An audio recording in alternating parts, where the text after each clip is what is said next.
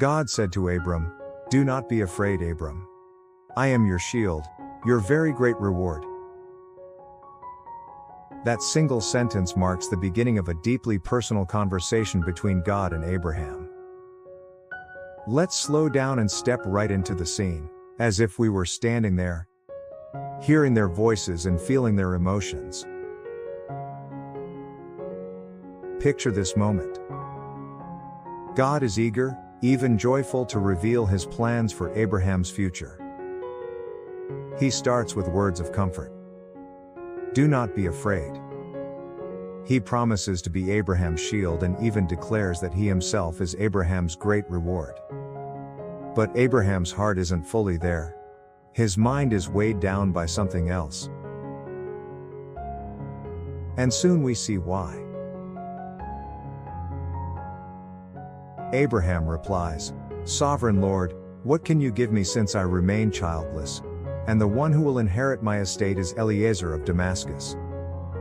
You have given me no children, so a servant in my household will be my heir." Do you feel the weight of that?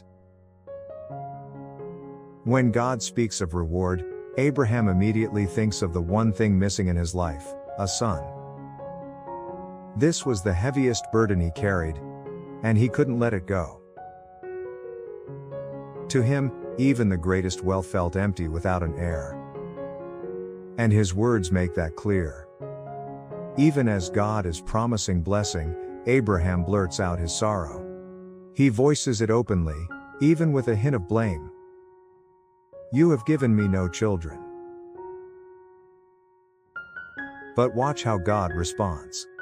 He doesn't rebuke Abraham. He doesn't say, "Why can't you be more thankful?" Instead, with compassion, God gently shifts the conversation to meet Abraham right where his longing is. That's the kind of relationship Abraham had with his Lord. Not distant or formal, but close. Like a child speaking with a father. He could be real with God, sharing his deepest concerns and even his frustration. Abraham's words, though indirect, were really a cry from the heart. What he wanted most was for his deepest longing to be noticed, to be understood, and to know that God truly cared. And God meets him right there. He takes Abraham outside and says, "Look up at the sky and count the stars. If indeed you can count them, so shall your offspring be." Do you see God's tenderness here? He meets Abraham's ache with a vivid promise. Not only will he have a son, but his descendants will be beyond counting. And in that moment, something shifted in Abraham's heart. The weight of not having a son gave way to trust. Scripture tells us, Abram believed the Lord, and he credited it to him as righteousness. That's faith. Not ignoring your sorrow. Not pretending everything is fine. But bringing your honest heart before God. And then choosing to trust His word above your feelings. And in God's eyes, that trust is counted as righteousness. So what about us? We too carry burdens and longings that weigh heavy on our hearts. And maybe, like Abraham, those worries and fears can cloud our minds, so much that we can't clearly hear God's voice. Because all we see are our problems. When that happens, we miss out on so much of the grace God is already giving. Of course, we can pour out our hearts like Abraham did, honestly telling God what we long for and even daring to ask. But the truth is, God may not always give us a promise right away. And sometimes, that's because we don't yet know Him deeply enough to recognize His heart or to share His perspective.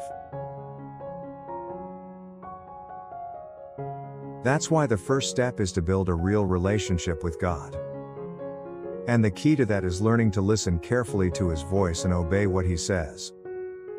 To really listen means not letting our worries and struggles drown Him out. And that kind of focus doesn't come naturally. It takes practice. So maybe this is the invitation for us today. To pause and recognize the burdens we're carrying, and then to bring them honestly before God so we can lay them down. And if you want to take a step in this direction, I'd love to invite you to join us in the Key of David 30-day devotional. It's a simple but intentional way to train your heart to listen, to obey, and to walk with God one day at a time. Because here's the truth, the same God who spoke to Abraham still speaks today. The question is, will we slow down to listen,